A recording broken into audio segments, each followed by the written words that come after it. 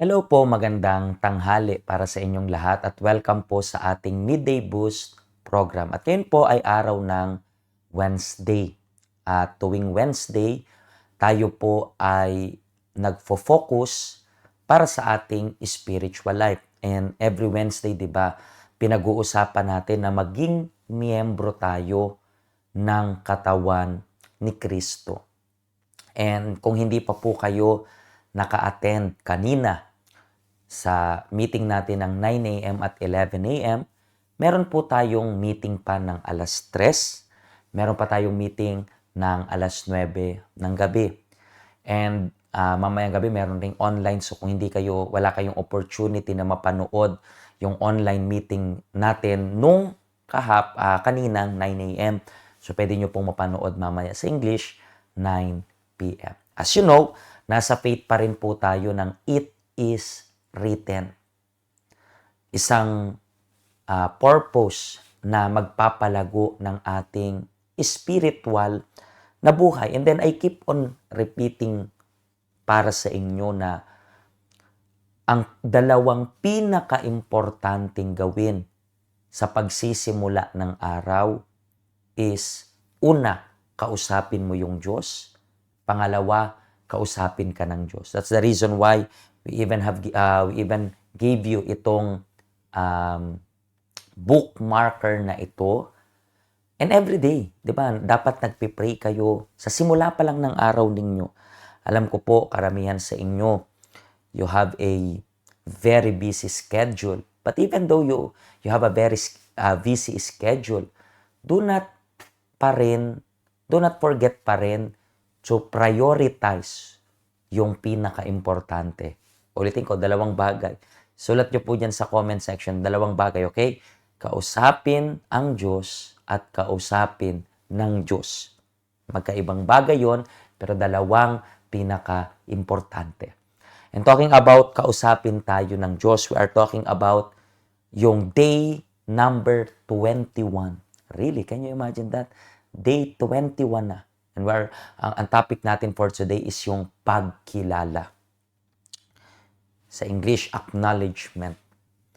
Kahapon, naputol natin yung message natin kahapon nung napag-usapan natin yung tungkol sa yung alipin nag-pray, humingi siya ng guidance, humingi siya ng direction mula sa Diyos. Sabi nga natin, I believe natutunan niya ito nung kay Abraham. Nag-pray siya sa Panginoon ni Abraham.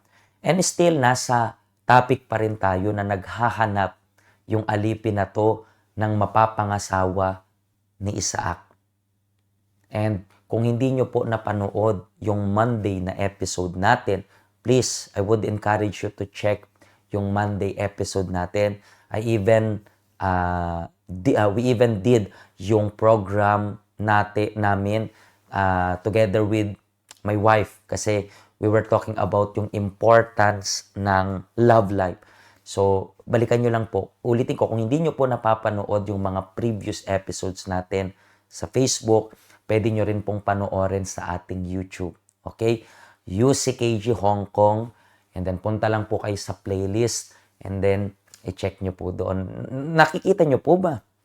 Please pa-comment dito sa comment section kung nakikita nyo po yung mga previous episodes natin. Kasi hindi nyo po magigets yung ngayon kung hindi nyo mapapanood yung Monday and then yung Tuesday. Magiging, parang naiwan kayo sa ere. Huwag po ganun. Balikan nyo na lang. Saglit lang naman. Usually yung program natin is less than 10 minutes lang naman. So kaya nyo pong mapanood ng mabilisan. Okay? Kung hindi nyo pa napanood yung kahapon tapos yung Monday, pause nyo muna ako. Balikan nyo yung Monday and Tuesday and then saka kayo bumalik sa akin. Okay? Maganda po yun. Okay? And kayo po na nasabi nyo na nasubaybayin nyo yung Monday, nasubaybayin nyo yung Tuesday, alam nyo po yung nangyari sa Ali, pinag-pray sa Panginoon na tulungan siya ng Diyos na mahanap yung tamang babae para kay Isaac. And then this time, nahanap niya itong babaeng ito. And nung nahanap niya yung babaeng ito, si Rebecca,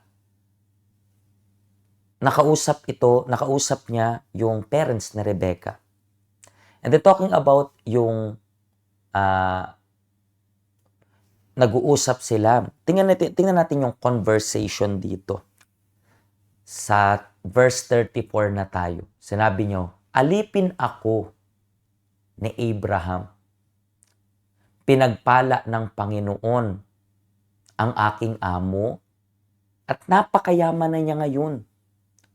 Binigyan siya ng Panginoon ng maraming tupa, kambing, baka, kamelyo, asno, pilak, ginto at mga aliping lalaki at babae.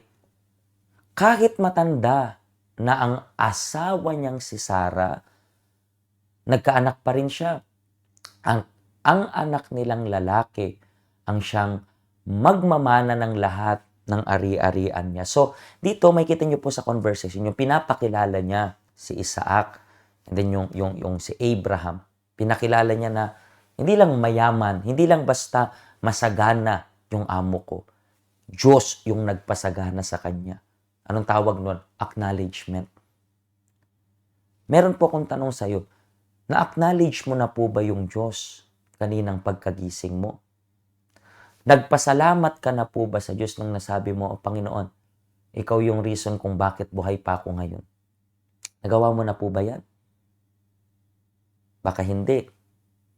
Baka kulang ka masyado sa pag-acknowledge, sa pagkilala mo sa Panginoon. And hindi po maganda yung ganyan. Tandaan ninyo po, sa lahat ng mabuting nangyayari sa buhay ninyo, kilalanin niyo yung Diyos. Kahit nga hindi pa maganda yung nangyayari, sabihin mo lang, Panginoon, maraming salamat. Maraming salamat kasi alam ko, itong hindi magandang nangyayari sa buhay ko, mag-i-end up to na magiging maganda. Bakit? Kasi kasama kita. Imbis na magreklamo ka, imbis na, alam mo yon, magsalita ka ng sumpa para sa sarili mo, you have to make sure, dapat mo na i-acknowledge yung Diyos. I-acknowledge mo siya. I-acknowledge mo siya na siya yung nagbibigay ng lakas sa'yo. I-acknowledge mo siya na siya yung nagbibigay ng mahabang pasensya para matiis mo yung amo mo. Siya yung nagbibigay ng lahat. I-acknowledge mo siya. Imbis na magreklamo, pasalamatan mo siya. Tingnan niyo po, di ba kahapon na pag-usapan natin na nag-pray yung alipin. So this time, anong ginawa niya na? In-acknowledge niya yung Diyos. Tingnan niyo, isang mindset na dapat nating palaging isipin, palaging tandaan rin. Okay? Kung wala pa po kayo ng bookmarker na ito, na, di ba, everyday binabasa natin, kung wala pa kayong bookmarker na ito, pwede nyo pong kunin, even today, siguro a-attend kayo ng meeting natin, so pwede nyo pong kunin even today. And ito po yung ating address, ito po yung ating schedule. Kapag weekends, scan nyo lang po yung QR code ninyo and you are going to get itong bookmarker for free. Okay?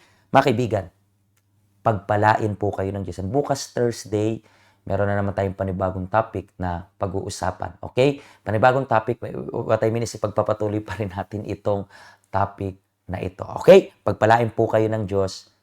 Bye-bye.